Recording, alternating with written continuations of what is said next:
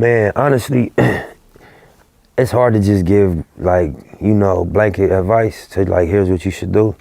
But I'll be like, you know, master the craft. You know what I'm saying?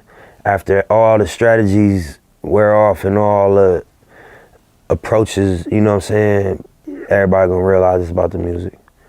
You know what I'm saying? It's about what level the music vibrate on. Something that you talk a lot about in your rhymes is owning your rhymes, Right. owning your masters. Right. Yeah, especially, I mean, streaming right now is more important than ever. Just because, like, you know, it's a lot of money in streaming. And especially when you drop a popular project or a big song, if you get the back end of that, you know, that's real money. The value of the song over the lifetime of the song is hard to even calculate.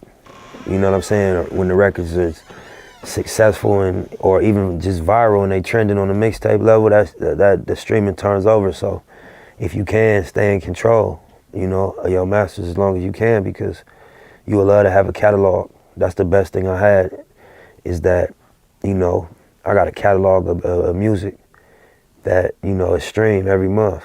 And you know what I mean? We involved in that. Mm-hmm. So I got to see it from that level. When everybody's complaining about streaming, I'm like, you know, I don't understand that. Mm-hmm. Because, you know, I see it from a level of like a business whose products stream. And from that perspective, it look good. If I was just a business and the product I was streaming was a different artist, the artist might feel different than I feel, because he's seeing the streaming from whatever his agreement with the company is.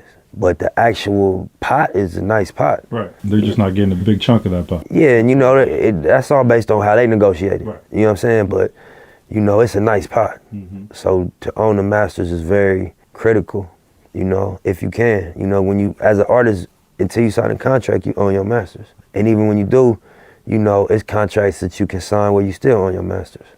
That's definitely the cornerstone to, you know, maximizing the value, is try to maintain the ownership of the master.